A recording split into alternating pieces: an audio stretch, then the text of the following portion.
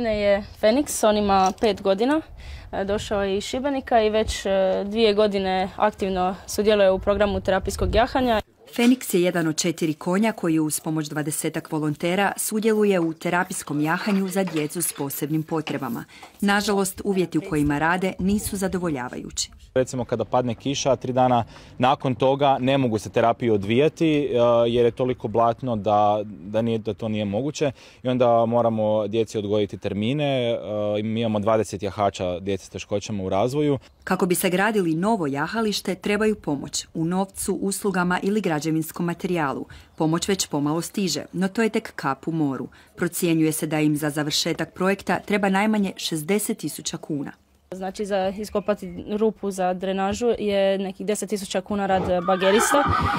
Nakon toga treba staviti nekih 600 do 800 kubika šute.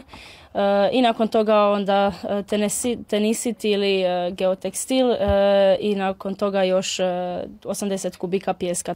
Ako sve krene prema planu, djeca bi novo jahalište mogla imati već ove jeseni. Ovi mladi volonteri imaju i druge ambicije.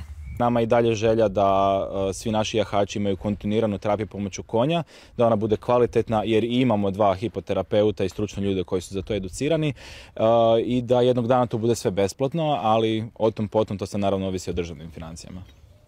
Svi koji žele pomoći ovoj udruzi mogu se javiti na adresu elektroničke pošte donkihot@donkihot.hr.